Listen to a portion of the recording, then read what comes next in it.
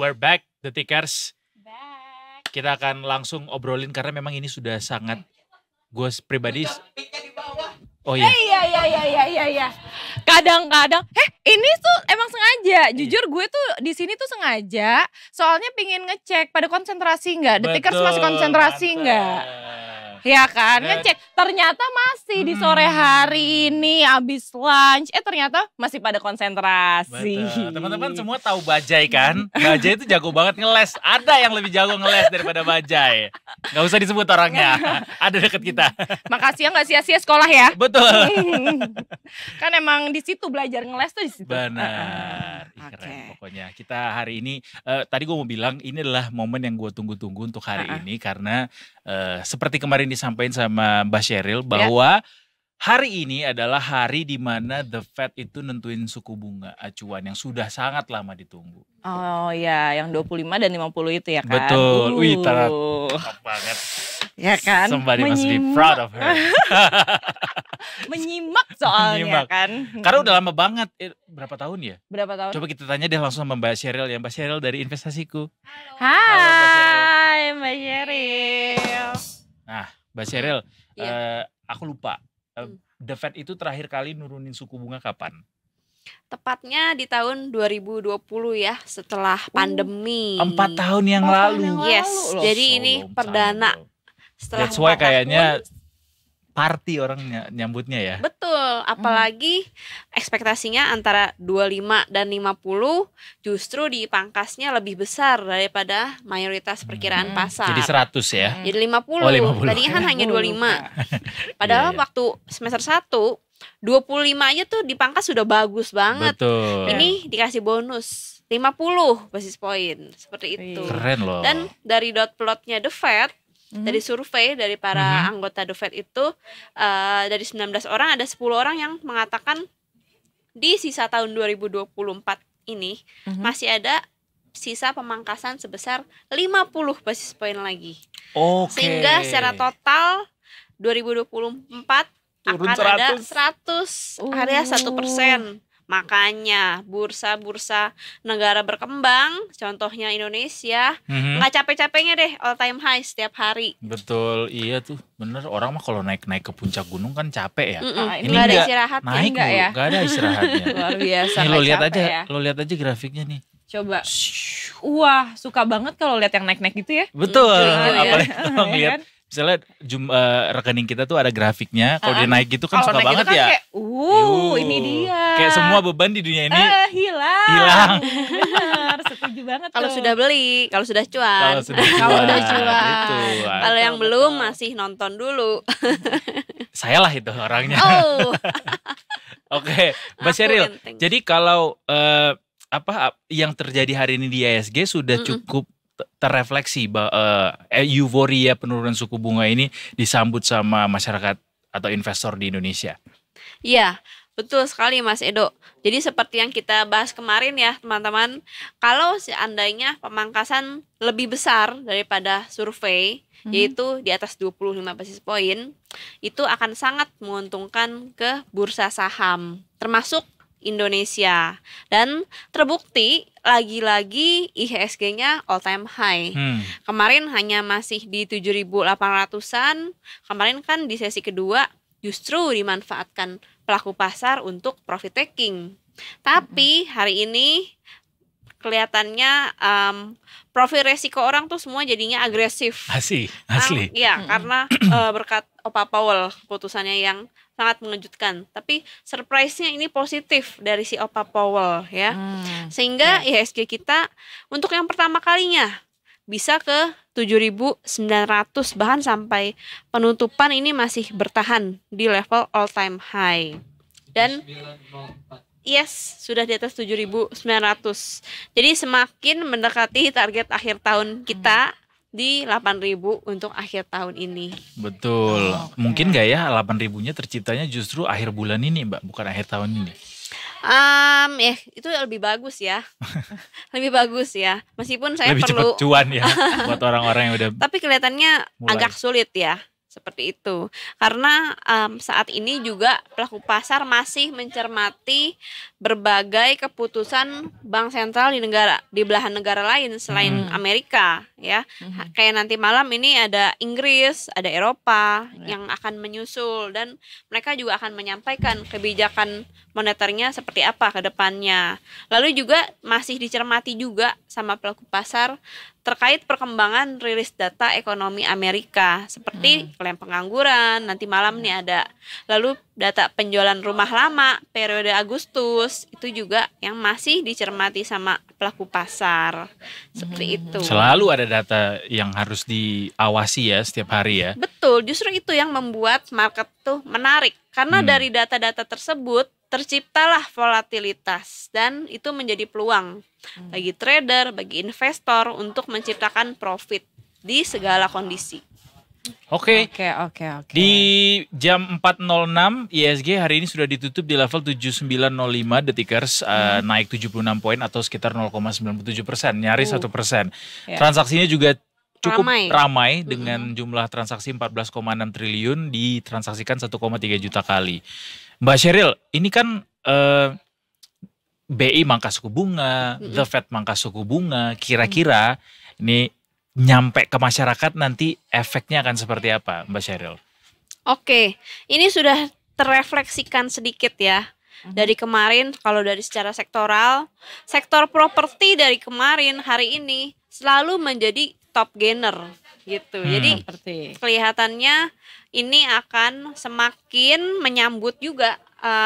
Terakhir kan pemerintah ada mengeluarkan kebijakan pelonggaran, yaitu soal insentif PPN, insentif untuk pembeli PPNBM ya, untuk properti ya, PPN rumah sampai sisa akhir tahun 2024 ini.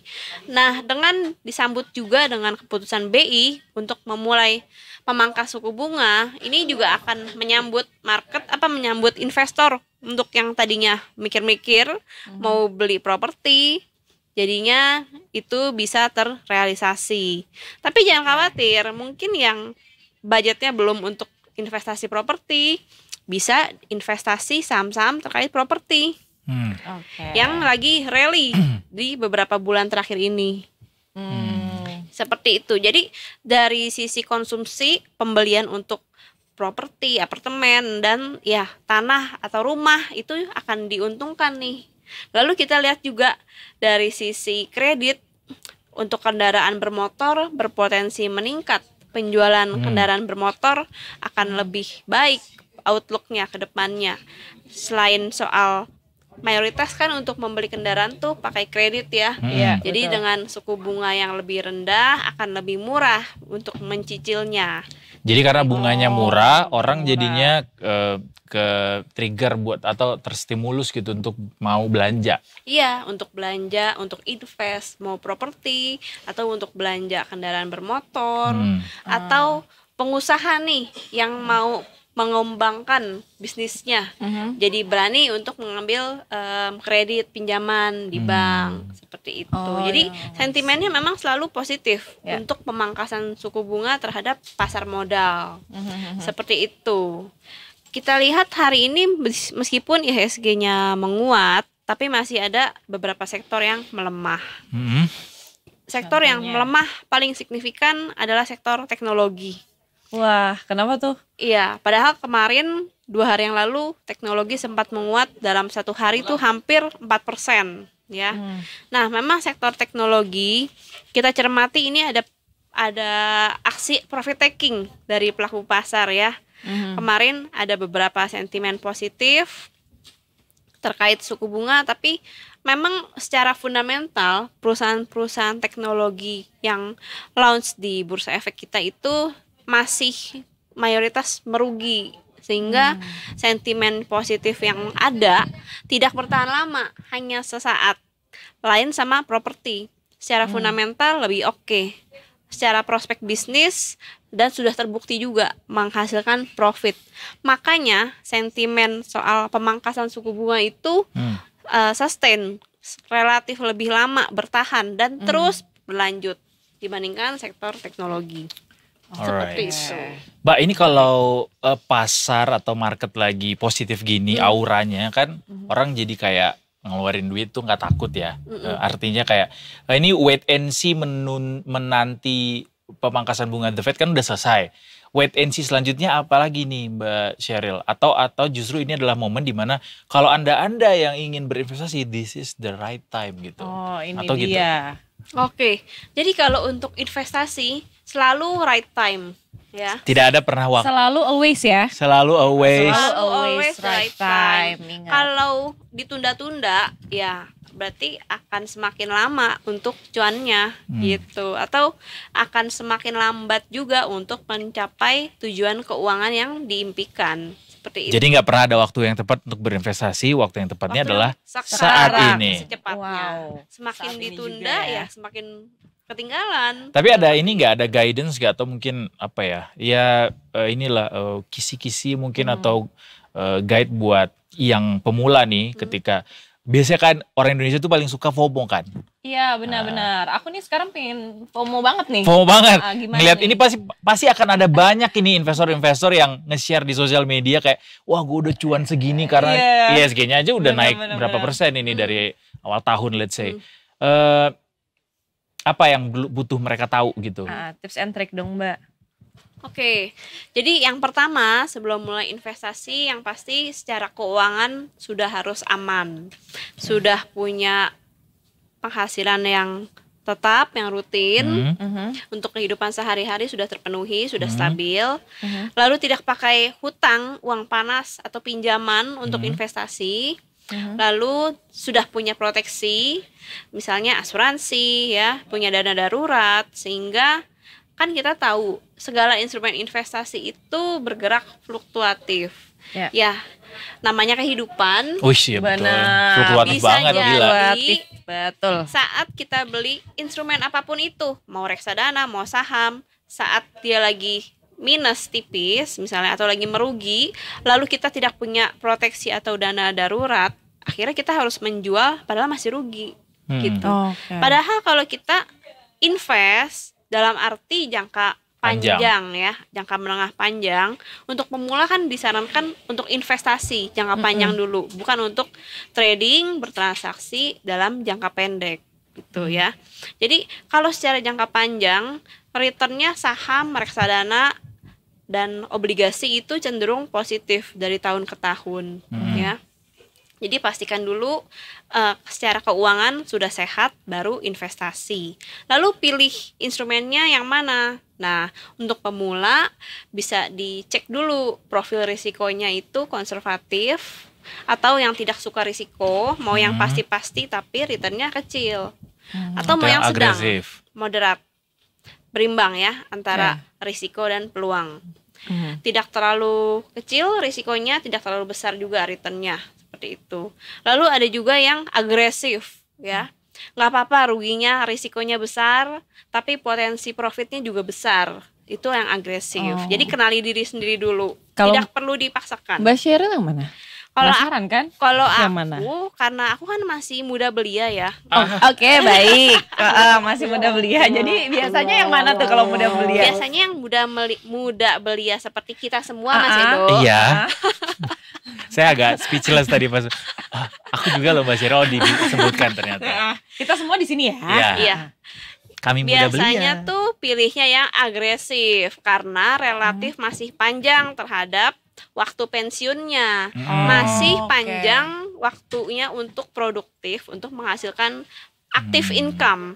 Active income itu berdagang, berusaha, bekerja, seperti itu. Jadi seandainya rugi, toh masih punya banyak waktu, ada backup juga energi kan? Dan panjang. Iya, kalau umur panjang. Iya ya kan? Ya kita doain umurnya semuanya panjang iya ya. Dong. Amin. Kalau lo yang mana? Gue kayaknya moderat deh. Gue gak mau yang agresif banget, tapi gak mau yang kecil-kecil banget juga. Gue maunya jujur yang kecil-kecil tapi gak rugi sama sekali. Berarti intinya gue anaknya yang low penting risk. Iya gak boleh rugi. Terserah mau sampai 20 tahun lagi, 30 tahun lagi, yang penting gak boleh rugi. Gak boleh rugi yang jadi penting kita ya. tiga beda semua ya. Beda, ada yang agresif, ada yang moderat, ada yang low. Nanti kita beli sesuatu yang sama, nanti kita lihat ya. Bisa gak sih kayak gitu? Bisa. Bisa kan? Bener lo beli ya?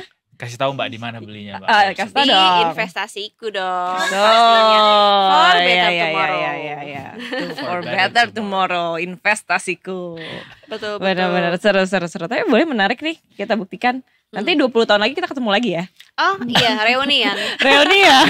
Kita hari ini misalnya kayak 3 hari ini kita beli saham apa, habis itu 20 tahun lagi kita lihat saham yang kemarin udah jadi berapa gitu ya. Iya. Udah jadi villa di Bali gitu. Siapa tahu kan Mbak Sheryl udah jadi apa, lo Iya, jadi iya, apa, iya. gue udah jadi kayak 20 tahun lagi jadi apa ya? Jadi apa ya kira-kira ya? Penasaran deh, suka Yang pasti deh udah kayak pada gini. jadi nenek-nenek kakek-kakek. Kalau Amin. iya nggak ya? Iya. Kok nggak menolak gitu kayak iya Menolak. nggak ya? Menolak kenyataan sih. Iya, bicara soal uang emang selalu seru. menarik sih bahwa Iya. sangat erat gitu kan sama kayak hidup kita sehari-hari. Betul, Termasuk setuju banget. ketika bicara soal investasi juga apalagi. Cuma itu ya Mbak Sheryl ya ketika kita bicara soal uang, perhatikan bahwa ada hal-hal yang harus diamankan terlebih dahulu sebelum ikut-ikutan apa yang orang diantisipasi lain. dulu. Betul. Seperti itu. Jadi Iya. makanya juga jangan menggunakan uang pinjaman ya, karena kan harganya fluktuatif. Iya betul. Tidak ada yang pasti untung gitu. Nah, sekarang kalau kita punya pinjaman, itu kan udah pasti ada bunga yang harus dibayar. Jadi ruginya double seandainya terjadi kerugian. Tapi bisa disesuaikan juga sebenarnya. Kalau tadi kayak mbaknya resikonya lebih suka yang konservatif, itu bisa disesuaikan portofolionya kalau di investasiku ya. Jadi bisa dibagi-bagi porsi kecil untuk saham, instrumen yang lumayan volatile. Lalu sebagian lagi reksadana. Reksadana pasar uang, pendapatan tetap gitu. Lalu bisa juga ke sebagian besar 50% obligasi. Obligasi kan surat utang pemerintah yang pasti hasilnya, returnnya. Seperti itu, mirip-mirip deposito tapi secara return lebih besar, secara pajak lebih kecil. Seperti itu. Oh menarik nih, soalnya aku biasanya tuh diajarinnya dulu sama mama aku nih, Kak pokoknya kalau misalkan udah bisa deposito ini orang zaman dulu ya kan. Iya. Yang penting ada bunganya ceritanya, lama-lama juga banyak gitu. Tapi Iya, kan betul. nggak banyak-banyak amat ya ternyata ya kan. Iya kan. Tapi itu Betul. langkah yang bagus, langkah sederhana yang bagus dibanding tidak di-invest. Tapi tidak dijalankan ya Bu ya? Tidak Dijalankan dijalan nggak? Dijalankan sampai beberapa tahun yang lalu, sekarang udah enggak. Namanya juga hidup ya. Namanya juga Namanya hidup. hidup, Kadang-kadang betul. fluktuatif kan. Betul. Nah, ngikutin. Makanya ini tertarik banget. Iya. Soalnya kan jadi bisa kan. Benar. Mari kita Gitu. mulai kembali. Mari kita mulai kembali. Ya. Cuma ya emang agak takut Mbak Sheryl ketika ini lagi tinggi-tingginya kan, berarti harganya juga lagi mahal-mahal Oh, iya, semua. mahal. Should we chip in gitu atau tunggu kapan nih gitu. Kira-kira kapan? Tadi kemarin sih kita udah nanya ke Mbak Sheryl ya, kira-kira kapan akan koreksi? Gini Mas Edo, ini Mas Edo sudah tanya ke sekian puluh kali. Soalnya Betul. dia nggak yakin anaknya. Iya moderat soalnya. Moderat Betul. soalnya. Karena perlu diyakinkan berkali-kali. Oke. Ini Mas Edo saat IHSG-nya all time high di 7.700, tanyanya Kapan apakah sudah naik? tinggi? 7.500 apa 7.800 Ah. sudah tinggi. Tapi ternyata IHSG-nya rally terus, naik Rally terus terus, betul. gitu. Jadi kita berprinsip investasi aja gitu ya. Berpikir untuk jangka menengah panjang dan itu kecenderungannya naik gitu ya. Dan kita bisa mengkonsentrasikan portofolio kita ke sektor saham-saham yang lagi rally, yang lagi masih akan growing setidaknya jangka menengah. Yaitu Contohnya properti, keuangan, energi, seperti itu. PKE. PKE. Properti Keuangan Energi, Energi. Kalau PKE. PKI kan takut ya. Benar, ini PKE ya, properti keuangan energi, itu dia. Coba ya. Oke, kita catat itu. Kita catat. Catat. Besok Penting. di pekan depan akankah ada kejutan tambahan lainnya untuk IHSG atau akan seperti apa perjalanan minggu depan Mbak Sheryl? Besok masih ada hari Jumat, Mas Edo. Iya lupa lagi. Hari ini hari Ih, gua tuh Kamis, kayak besok hari hari ini- Jumat, Pak. Pengen cepet-cepet Libur nggak? weekend. Libur nggak besok gitu? Iya, udah pengen liburan. Ada apa sih rencana weekend ini? Mau nonton konser. Wih. Mm-mm. Bohong, yang 3 hari itu bukan? Iya, Ih, sama lagi. iya. Tapi 1 hari doang sih. Ya kenapa gitu jadi ngomong? Iya, kenapa gitu? jadi ngomongan ke sana? Nanyain investasi, IHSG. Iya, iya, iya. Oke. Kalau untuk besok kita lihat ada potensi profit taking ya, karena kan turun dong. weekend ya, weekend lalu IHSG-nya sudah naik terus setiap hari berturut-turut all time high. Ya, harusnya dia agak lelah lah IHSG-nya, lelah sesaat dulu gitu, koreksi. Koreksi bisa menguji level support 7.800 sampai ke 7.900 seperti itu. Lumayan ini ya, lumayan lebar range-nya ya. Karena sudah sangat jenuh beli, sudah sangat overbought IHSG-nya. Seperti itu.